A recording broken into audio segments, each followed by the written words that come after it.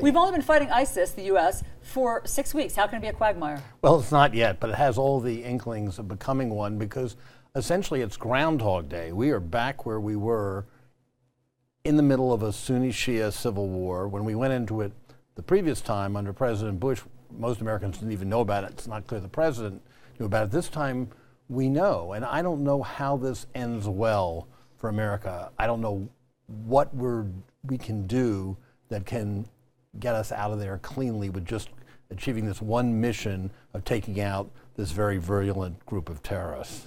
If you listen to the military experts, the ones that we've had on, and to pretty much all of them say, eventually there's going to have to be boots on the ground, and those will quite possibly be American.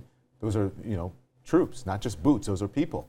Absolutely. First of all, we do have boots on the ground. We call them special advisors and whatever. But the fact is, how do you do that with a country that won't support it? If we've learned anything from the last Iraq war, the previous iteration of this one, or if I may invoke it from Vietnam, we know that the country, America, will, if they're not behind sending troops there, we're not going to do it. We're not going to do it in a full throttle way that supposedly or theoretically would win this thing.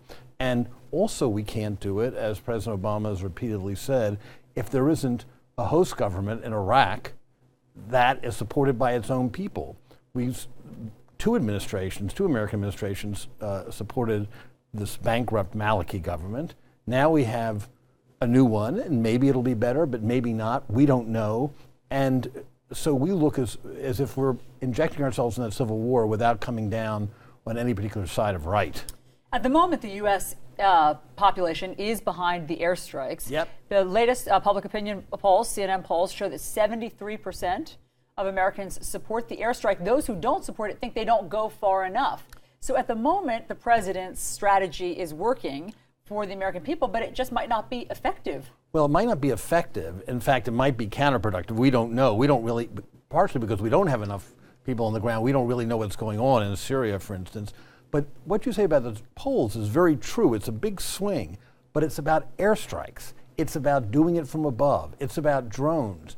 The moment that these boots on the ground, or as you said, these people on the ground should start coming back, God forbid, in body bags, I don't think those numbers are going to hold up. I think it's an inch deep, this support for now. But yes, of course, we all support going in and targeting these terrorists and taking them out. You address those numbers. You address that poll in New York Magazine. You say, now that we're bombing Syria, no one really knows exactly what is happening in the fog of war. We're still in the hazy, wishful thinking coalition of the willing, shock and awe phase of that campaign. Pretty soon, the reality is going to set in, right? The fun well, it did last time, and in fact, it's a little bit reminiscent, although, of what happened at the beginning of the war in Iraq, where everyone was watching on TV this sort of, fireworks display. And remember, Saddam was almost immediately taken out, turned out to be false. And this is a cakewalk, as many people predicted, both in the administration and beyond. 6 weeks or so? Yeah, we'd be home, and the war would be over. Mission would be accomplished.